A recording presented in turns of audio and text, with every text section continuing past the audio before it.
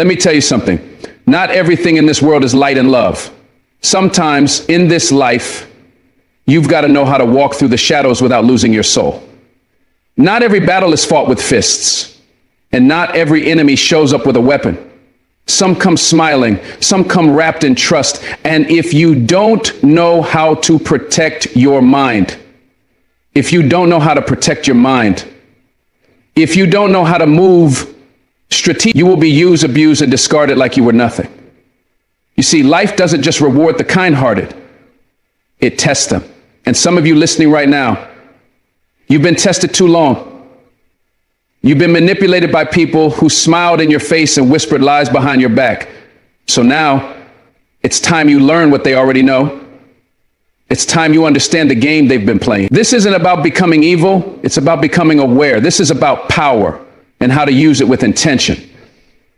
So open your heart, clear your mind, and listen closely, because after today, you'll never look at people the same way again. Let's talk about the 7 dark manipulation techniques and how to master them before they master you. Number 1, the mirror effect. Let me ask you something. Have you ever met someone who just got you instantly? Someone who seemed to understand your rhythm, your vibe, your energy, like they'd known you forever? That wasn't fate. That was the mirror effect.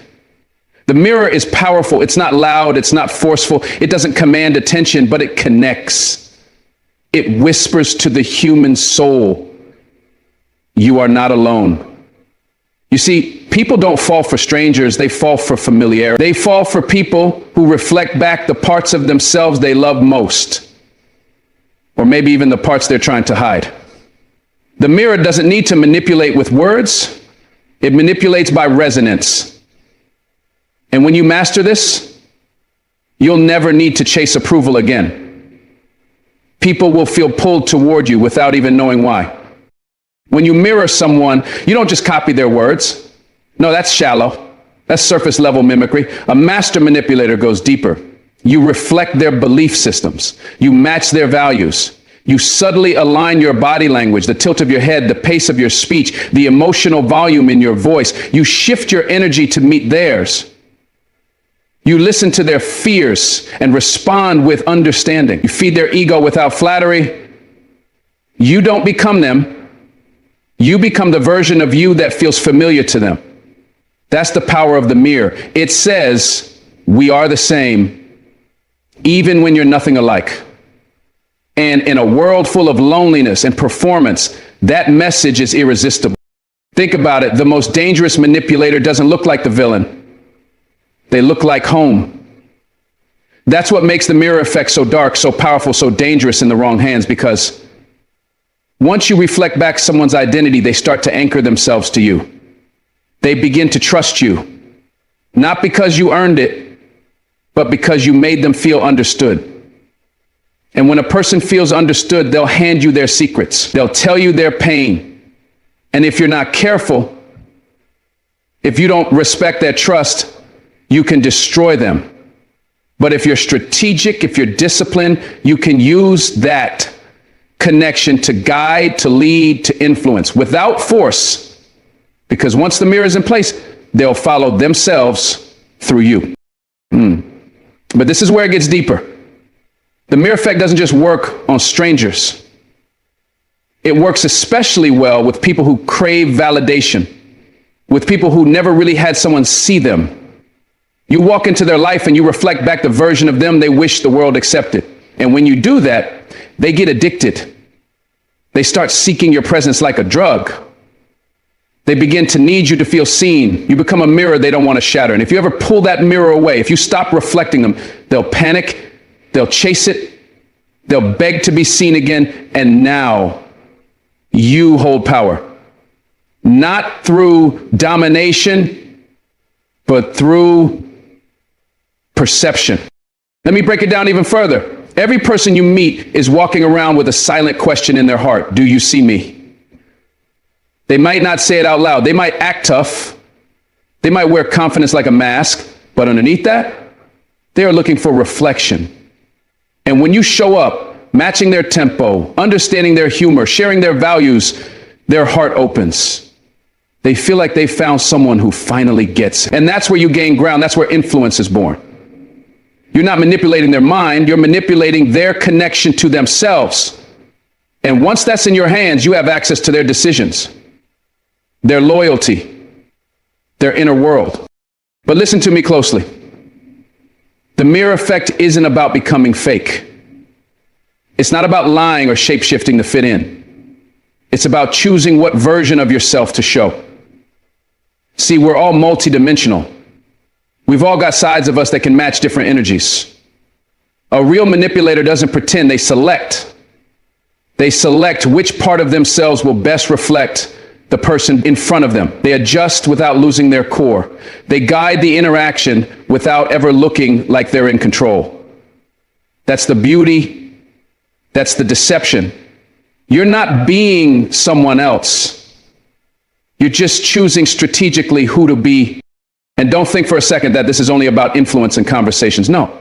The mirror effect works in business, in leadership, in relationships. You walk into a negotiation, reflect confidence, calm, control. You sit down with someone broken, reflect patience, empathy, tenderness. You lead a team, reflect passion, clarity, certainty. You become the emotional tone setter by being the emotional reflection. They don't even realize they're following you because they feel like they're following themselves. That's the dark brilliance of this. You never push them. You just position yourself as their inner compass. And once you're in that position, there's almost nothing you can't get from them. So remember this, people aren't looking for the loudest voice in the room. They're looking for the one that makes them feel recognized. They're not following the most powerful person. They're following the one that mirrors their identity. That's why the mirror effect is the foundation of all influence. It's the quiet, unseen manipulation that makes people open the door and invite you in. And once you're in, you decide how deep to go. You decide what to do with that trust. You can use it to elevate people, or if you're cold enough, calculated enough, you can use it to control. That's why it's dark. That's why it's dangerous. But once you master it, you'll never chase influence again. It'll chase you.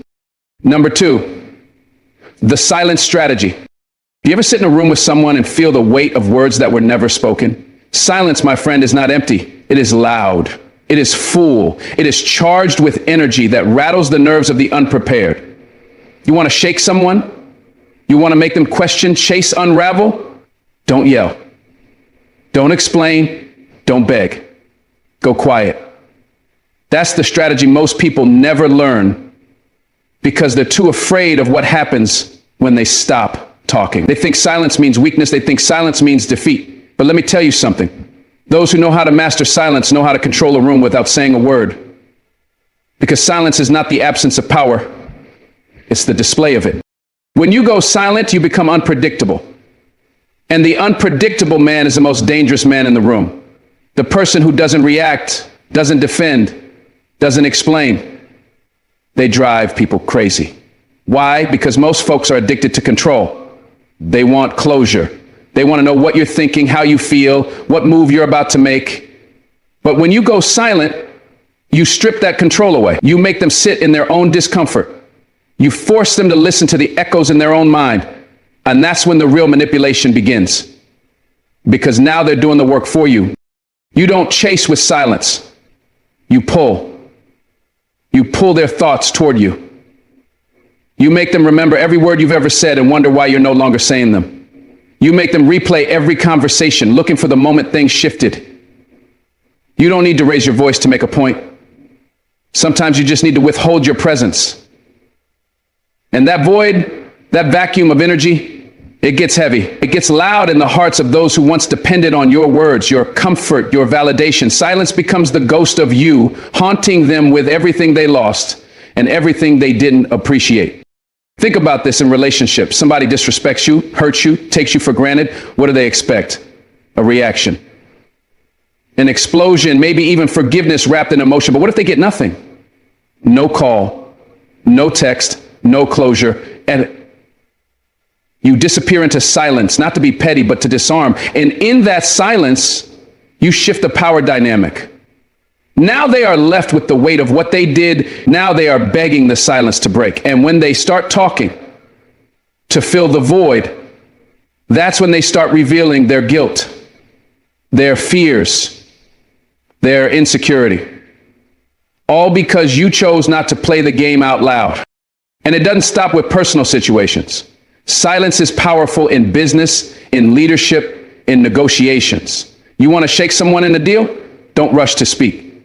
Don't be the first to break. Ask a question, then go quiet. Let them fill the silence. Because most people fear it. They fear what it says. And in that fear, they start offering more than they should. They reveal things they didn't plan to say because silence forces a confrontation with themselves. It's uncomfortable. It's pressure. It's control disguised as nothing at all. But to master it, you've got to be willing to sit in that stillness without flinching. The real magic of the silence strategy is that it gives you time. Time to observe, time to assess, time to control the flow without being obvious. You don't need to manipulate through noise. You manipulate through absence. While they're panicking, you're planning. While they're reacting, you're resetting. And here's the kicker. Silence makes people project. They start writing stories in their own head about what your silence means. Maybe he's mad. Maybe she's done. Maybe they know something I don't. They fill the void with their own fear. And when that happens, you don't even have to do the work. They do it to themselves. Some of the deepest lessons in life don't come through what's said. They come through what's withheld. Some people don't need to hear another apology. They need to feel your absence. Some people don't deserve your voice. They need to sit in the silence they created. And if you're bold enough to use this tool the right way, you become unforgettable, not because of what you said, but because of what you didn't. Silence makes you a mystery. And in a world full of people begging to be understood, the person who remains unreadable becomes the one they chase the longest. But don't mistake silence for passivity. It's not weakness. It's warfare. It's chess while they're still playing checkers. You see, silence buys you control, and control buys you leverage. And when you reappear, if you choose to reappear, you return on your terms. Now you're the one with power, because silence wasn't the retreat. It was the strategy, the repositioning, the message they never expected. You didn't explode. You didn't crumble. You didn't chase. You let the silence speak for you. And sometimes silence screams louder than any voice ever could. Emotional redirection. Let me tell you something about power, true power. It doesn't always look like domination. It doesn't always sound like shouting. Sometimes it whispers. Sometimes it cries with you. And sometimes it steers your storm into a calm sea without you even realizing you've been turned around. That's emotional redirection. This is where a true manipulator, one who understands the dark arts of influence, doesn't force your emotions. No. They guide them. They take your anger, your sadness, your confusion, and slowly, silently bend it toward their purpose. Not by denying what you feel, but by shifting what you attach those feelings to. It's psychological Aikido. It's using your energy against you and doing it with a smile that makes you think they're helping, when in truth, they're steering. Now imagine someone who's just been betrayed, furious, trembling, tears hot on their face. That energy is volatile, it's combustible. But the master manipulator doesn't try to smother that fire. No, they redirect it. You're right to feel this way. You deserve better. They never saw your worth. But let me tell you who does. That moment right there, that's the redirection. They validated your emotion just long enough to hijack it. Now you're no longer looking at the cause, you're looking at the savior. And just like that, your heart hands over its trust, not because of logic, but because someone caught you in your collapse and pointed your fall in their direction. Emotional redirection isn't always obvious. Sometimes it's in the way someone frames your pain. You tell them your story, and instead of just listening, they label it for you. You're not angry, you're just passionate. You're not insecure, you're just misunderstood. They rebrand your emotions so it works for them. And what happens? You stop questioning your feelings and start seeing them through the lens they gave you. That's dangerous. because now they control the narrative inside your mind. You think you're gaining clarity, but in reality, you're becoming pliable. You're starting to think how they want you to think. And in that shift, they gain more than influence, they gain emotional access. This strategy shows up in relationships more than anywhere else. That friend who always seems to calm you when you're mad, but somehow always steers you away from confronting the truth. That partner who comforts you only if it leads back to needing them more. It's subtle, it's smooth, but it's strategic. They don't need to win the argument. They just need to win the emotional momentum. They don't change your mind, they change your direction. And the scariest part, you feel grateful while it's happening, because it doesn't feel like control. It feels like support. But support built on steering someone away from their own power is just manipulation dressed as love. The master of emotional redirection knows timing. They know not to fight you at your peak. Because when someone's emotionally charged, you can't reason with them. You have to ride their wave. So they wait. They sit in your storm until the eye hits, and then they speak. That's when they slip in a new idea, a new story, a new identity that seems like relief. They offer you peace, not by fixing the problem, but by offering themselves as the solution. And if you're not awake, you'll start depending on them for every emotional escape. That's when they own your emotional compass. They don't need to force you anymore. You come to them voluntarily. Emotional redirection also works in moments of triumph, not just pain. You win something, you're excited, you're high on life. And they swoop in with a narrative. You couldn't have done this without me. See, when you listen to me, you won. It's sly. It's cunning. Because now they're tying your success to their presence. And without realizing it, you start believing you need them to succeed again. They're not celebrating you. They're claiming you. And if you're not mindful, their words become your inner voice. Their guidance becomes your leash. And every step forward starts feeling like a step toward them, not from your own strength. But there's one more layer. The darkest use of emotional redirection happens when someone uses your empathy against you. You confront them and they spin it. Suddenly, they're the one hurting. Suddenly, your pain becomes a guilt trip, and now you're apologizing. That's manipulation at its finest. You walked in with righteous fire and walked out feeling like you were the villain. That's not coincidence. That's redirection.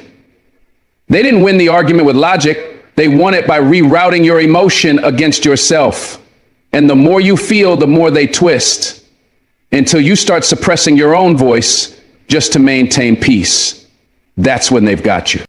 So what's the lesson here? Don't give your emotions away so easily.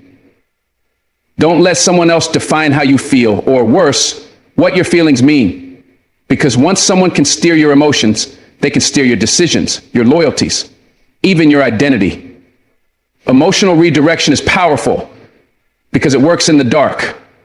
It doesn't overpower, it repositions. And the one who controls the direction of emotion controls you. Stay awake. Learn to feel deeply, but reflect before you react, because in the hands of the wrong person, your emotions won't just betray you, they'll enslave you. Number 4, strategic vulnerability. You ever met someone who just gets you?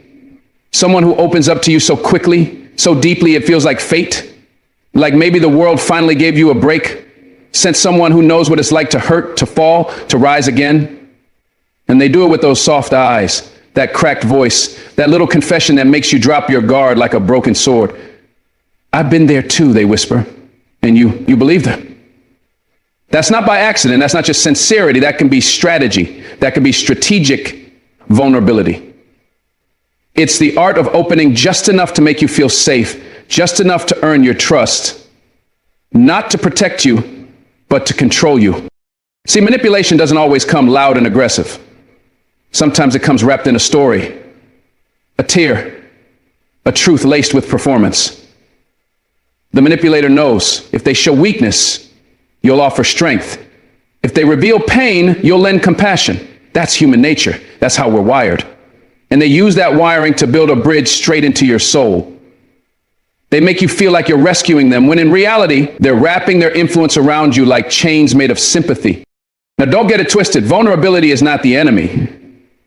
But there's a difference between vulnerability that's authentic and vulnerability that's weaponized. When someone bears their soul too soon, too fast, too precisely, you have to ask yourself, why now? Why me? What do they want from this moment? Because the skilled manipulator understands timing. They know when you're most open. After you've shared your story, after you've cried, when your heart is wide open and looking for someone to understand it, that's when they step in and echo your pain. Not to relate, but to embed themselves in your emotional world. And once they're there, they don't need to force loyalty. You give it. The brilliance of strategic vulnerability is that it looks like connection. It feels like love, but it functions like control. They cry in front of you not because they're overwhelmed, but because they know it disarms you. They admit a mistake not to grow, but to make you lower your defenses. See, I'm just like you, they'll say. And that single sentence has the power to paralyze your instincts. Now your guard is down, your empathy is up. And the manipulator, they've just slipped the key to your heart out of your own hand without you ever noticing it. These manipulators don't just use their past, they curate it. They reveal just enough trauma to make you trust them, just enough flaws to seem real, and always at the perfect moment when you're deciding whether to let them in, they'll share their darkest hour with perfect emotional timing, right when you were thinking about walking away. That's no coincidence. That's choreography, emotional theater. It's empathy turned into a fishing line, and you're the one biting the hook. Because how can you walk away from someone who just exposed their wounds to you? How can you deny your comfort to someone who bleeds like you do? Strategic vulnerability also plays out in conflict. You confront them, you bring the truth, the facts, you stand in your power, and right when they feel the tension rising, they don't fight, they fold. I guess I'm just too broken. Maybe I'm not good enough for you. Now you become the comforter. Now you're on defense, they're on retreat, and the entire power dynamic flips. You started the conversation with clarity and ended it with guilt. That's the game. That's the hook. They didn't win the truth. They won your compassion. And sometimes that's more powerful than being right. You'll find this tactic most effective with people who have big hearts. The givers, the fixers, the ones who want to heal the world. Because manipulators don't just prey on the weak, they prey on the strong-hearted. The ones who'll stay up all night helping someone who cried just once. The ones who think love means never walking away from someone in pain. But let me tell you something. Pain isn't always innocent. Sometimes pain is a performance. And if you're not discerning, you'll keep pouring your love into a theater act that's been scripted to trap you. There are people in this world who will show you their scars, not to be healed, but to hook you. They know the language of trauma. They speak the dialect of brokenness. They've memorized the look of sincerity, and they use that language to create false intimacy. It's a fast track to trust, but trust that's not earned through consistency is a trap waiting to snap, and when it does, you'll look back and realize you knew it was too much too soon. You just didn't want to believe someone could use vulnerability as a weapon, but they can, and they do. Now here's the truth bomb. You're not wrong for being compassionate. You're not weak for caring, but you've got to protect your empathy with discernment. Not everyone deserves your rescue. Not everyone who cries is telling the truth, and not every sob story is innocent. You have to ask yourself, do their actions match their wounds? Do they grow, or do they stay broken? And make you feel guilty for expecting them to rise. That's how you know. Because true vulnerability leads to healing. Strategic vulnerability leads to dependency. One frees you, the other binds you. So the next time someone opens up too soon, lays their soul at your feet like a bleeding offering, don't rush in to save them. Observe, listen, ask yourself, are they sharing to connect, or are they sharing to control? Are they asking for help or laying a trap made of sympathy? Because a manipulator doesn't need strength to control you. Sometimes all they need is a well-timed tear, a carefully crafted confession, and a heart like yours, willing to believe that every cry is a call for love. Stay sharp, stay soft, but never let the performance of pain blind you from the truth hiding behind it. Number 5, the scarcity illusion.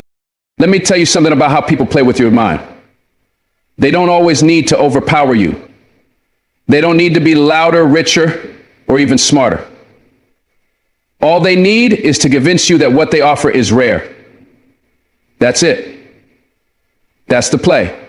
Because the moment you believe something is limited, your time, your love, their attention, you begin to chase it like your life depends on it.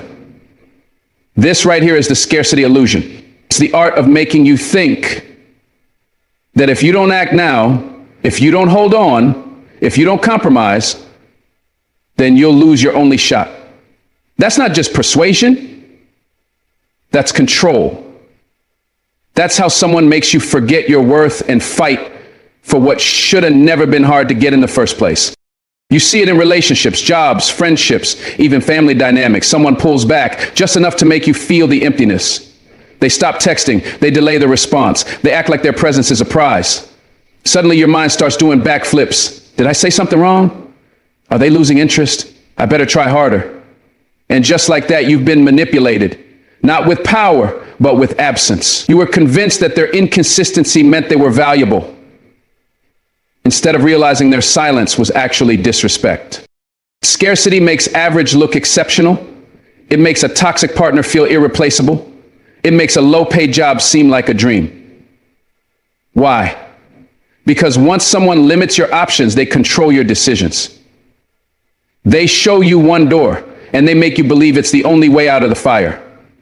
And you walk through it with your head down, grateful for the chance, never realizing there's an entire hallway full of unlocked doors just around the corner. But you don't see those, because the illusion is that this one opportunity, this one person is your only chance. And the moment you believe that, they own you.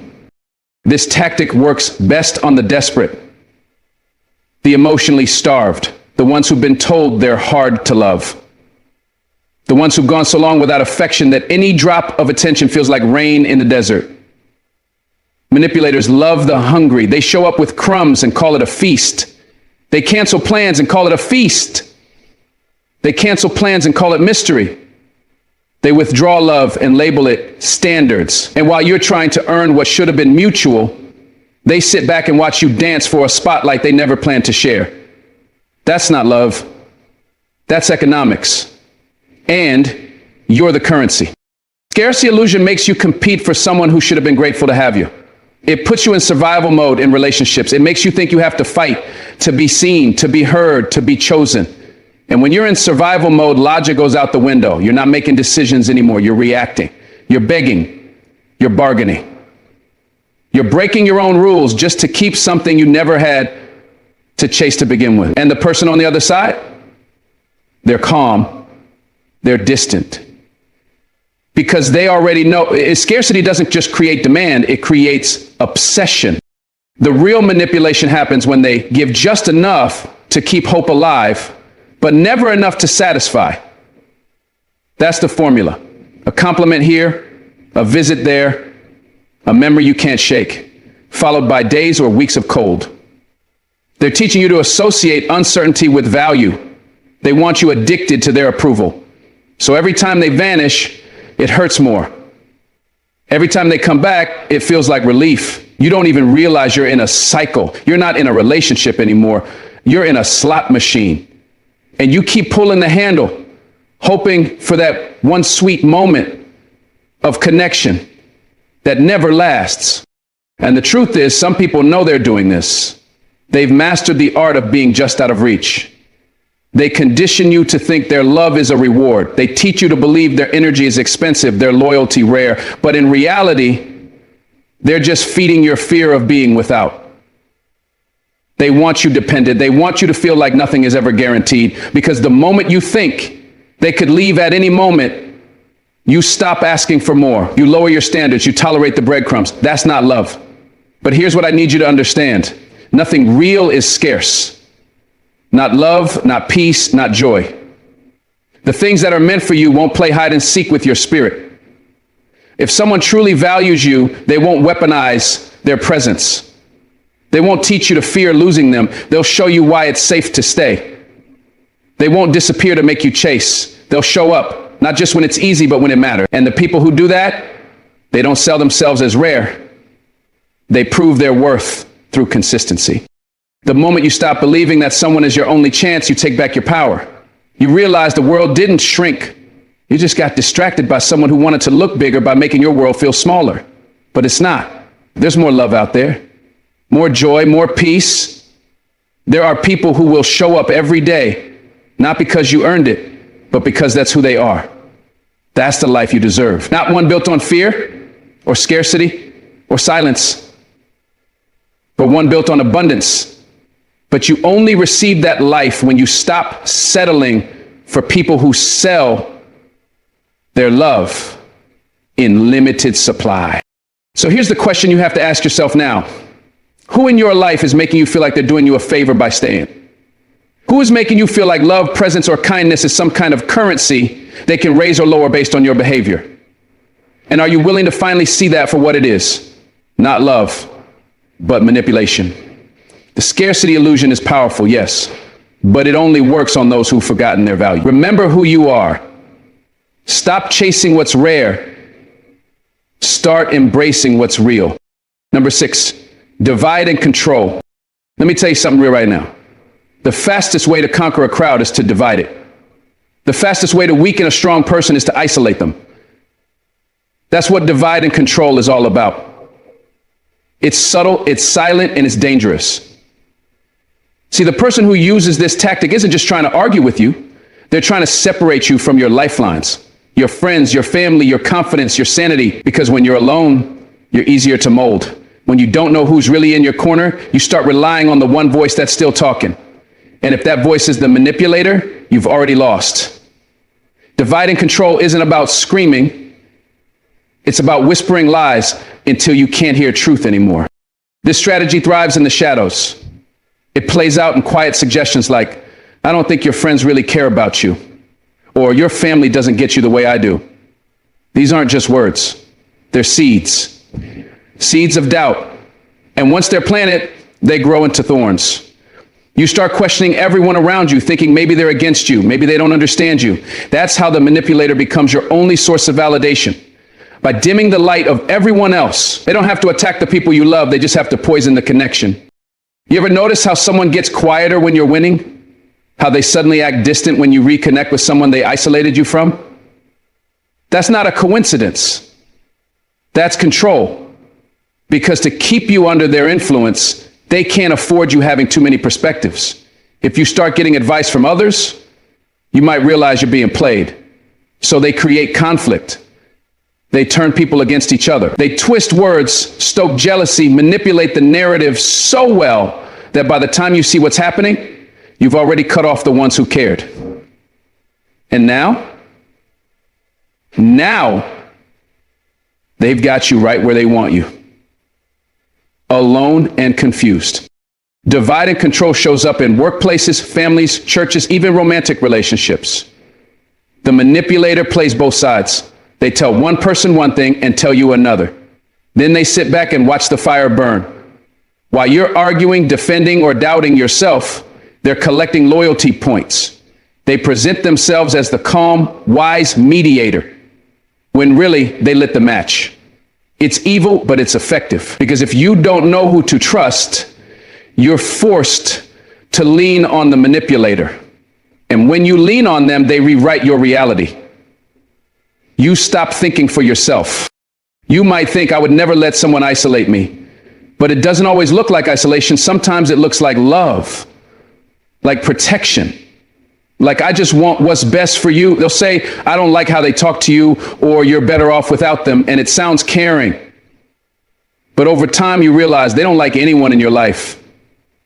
Not your best friend, not your mentor, not your support system. The only person they approve of is themselves. That's not love.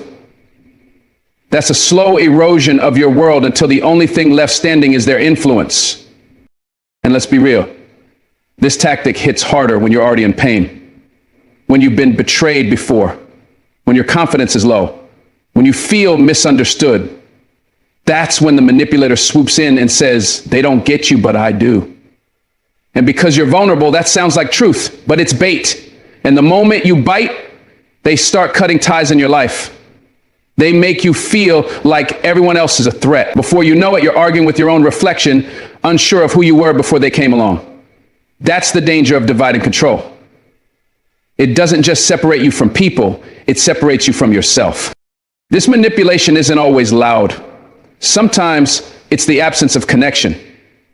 They don't want to meet your people. They avoid your friends. They delay every interaction with your world because the more you blend your life with theirs, the more control they lose. They'll say, I don't do family gatherings, or I'm not really into hanging with your friends. And it sounds harmless, but over time, they've built a wall between you and your life. And when you finally look around, no one's left on the other side. Just them. And the only voice in the room now, theirs. But here's what I want you to remember. Real love doesn't divide. Real leadership doesn't isolate. Real connection expands your world. It doesn't shrink it. Anyone who tries to pull you away from your support system doesn't love you. They love having power over you. Anyone who turns you against your own people is not building with you. They're building against you. And if someone is constantly planting doubt about everyone in your life, it's only a matter of time before they plant doubt about you too. Divide and control always leads to collapse. Because once the separation is complete, the destruction begins. The way to break out of this manipulation is to reconnect. Reconnect with those voices that knew you before the storm. Reconnect with the people who loved you without condition. It might feel awkward. It might feel scary. But reclaiming your relationships is how you reclaim your power. Speak your truth. Ask hard questions. And when you do, you'll start to see the pattern. You'll realize the common denominator in the division wasn't your friends or your family or your coworkers. It was the manipulator who stood in the middle, whispering lies and calling it love. Divide and control is one of the oldest tactics in the world. From kingdoms to classrooms, from families to nations. It works because people fear being alone. And manipulators weaponize that fear to build empires out of broken people. But the moment you start connecting again, truly connecting, you become dangerous. You become informed. You become whole. And no manipulator wants that. So if you've been divided, now is the time to rise, to rebuild, to remember who poured into you when the world was silent. Because when you're connected, you're powerful. When you're supported, you're unshakable. And when you're no longer divided, you become undefeatable. Number 7, the illusion of choice. Let me ask you something that might shake you up a little. Have you ever made a decision that you thought was yours, only to realize later it was made for you? That's the game of manipulation. That's what number 7 is all about, the illusion of choice. It's one of the darkest techniques out there because it doesn't feel like control. It feels like freedom. And that's what makes it so dangerous. You think you're choosing your path, your partner, your peace. But every option in front of you was placed there by someone pulling the strings. The illusion doesn't trap you with chains. It traps you with confidence. False confidence. And by the time you realize you never had a real choice, the damage is already done. This strategy doesn't scream, it whispers. It doesn't push you, it guides you so gently that you don't even realize you're being guided. That's how manipulators win. They don't fight your decisions, they shape them. They give you 2 doors to walk through, but both doors lead to the same destination, the one they already chose for you. It's like a magician with cards. Pick any card, they say. And you do. But what you don't know is every card in the deck is marked. Every outcome has already been rigged. That's not choice.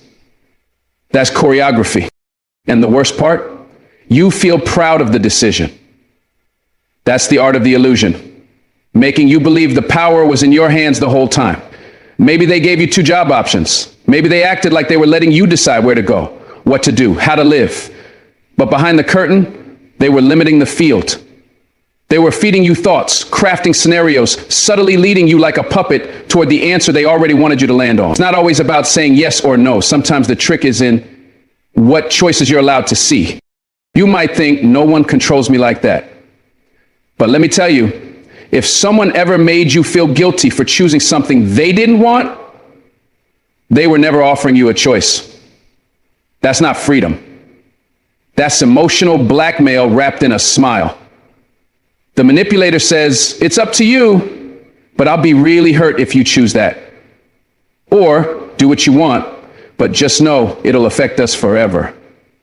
That's not choice. That's psychological warfare. They're not giving you options. They're loading the scale with guilt until it tips in their direction every single time. And here's the kicker. This technique works best on good people, people with empathy, people who care, people who don't want to hurt anyone. Because when your heart is soft, you start shaping your decisions around how other people will feel, not what you really want. The manipulator knows this. They study your values. They know how to press your buttons without laying a hand on you. They use your compassion like a leash. And suddenly you find yourself saying yes to things your soul is screaming no to just to keep the peace. But peace built on sacrifice isn't peace. It's quiet suffering. It's not always in big moments either. Sometimes it's in the smallest interactions. Where do you want to eat? It sounds innocent, right? But when your answer is always met with, not really, or I don't feel like that, eventually you stop choosing. Eventually you start waiting for them to decide and pretending it was your idea. Over time, your voice fades. Your will bends. You're in the room, but you're not in control, and you don't even notice. That's the beauty and the tragedy of the illusion. It doesn't take your power. It convinces you that you never had any. Now, why does this technique matter so much? Because once you master it, you can lead people without ever appearing dominant. You can shape conversations, outcomes, decisions, all while wearing the mask of generosity. But here's the ethical line. Are you doing it for growth or for control? Because manipulators don't want people to grow. They want people to obey. They want people to think they're free while living inside invisible fences. And when you use the illusion of choice to keep someone small, you're not leading them. You're imprisoning them. It's control disguised as care. And that's one of the most dangerous forms of manipulation on earth. People who suffer from this kind of manipulation often wake up in their 30s, 40s, even 50s, wondering whose life they've been living because their choices weren't really theirs. They were reactions to pressure, reactions to guilt, reactions to expectation. And when that illusion shatters, when they realize how many years they've spent dancing to someone else's tune, it breaks them. That's why this tactic, while quiet, is devastating, because it doesn't just affect what people do, it shapes who they become. It robs them of their voice, their clarity, their calling. The only way to break the illusion of choice is to get brutally honest with yourself. Ask, why am I choosing this? Is this my decision or someone else's desire? You've got to dig deep. You've got to check your motives. Because when your decisions are born out of fear, guilt, or pressure, they're not real decisions. They're responses. And a life built on responses is a life lived on someone else's terms. Take your power back. Make choices that make your soul breathe again. And if someone truly loves you, they'll respect those choices, even when it doesn't serve them. So don't be fooled by the hand that gives you limited options and calls it freedom. Don't be seduced by the smile that hides a leash. Choice is sacred. It's the foundation of identity. And anyone who tries to sculpt your decisions through fear, guilt, or confusion is not offering you love. They're offering you a prison. And the moment you wake up to that, the moment you stop choosing from their script and start writing your own, that's when the illusion collapses. That's when you rise. That's when you become dangerous again. As we come to the end of this powerful journey, I want you to take a moment and reflect. We've just uncovered the depths of manipulation, the subtle, calculated strategies that are designed to control, deceive, and exploit. The techniques we've discussed don't just show us how manipulators operate. They reveal the truth about the world we live in, a world where decisions are made, not always with transparency or honesty, but with the hidden agenda of those seeking to bend you to their will. You've seen the mirror effect, how people project back what you need to hear to manipulate you into believing they're just like you. It's a powerful tool. And then we delved into the silence strategy, where words become weapons of control, leaving you confused and vulnerable. Emotional redirection followed, reminding us how easily emotions can be turned against us, twisting our feelings into a tool of submission. You examined the vulnerability game, where manipulators expose their weaknesses to gain your trust, only to use that trust to wield even greater control. We also discussed the scarcity illusion, a tactic that makes you believe you're running out of time or opportunity, pushing you into decisions you wouldn't normally make under pressure. Divide and control, an age-old strategy of turning allies into enemies, all for the sake of keeping power in the hands of the few.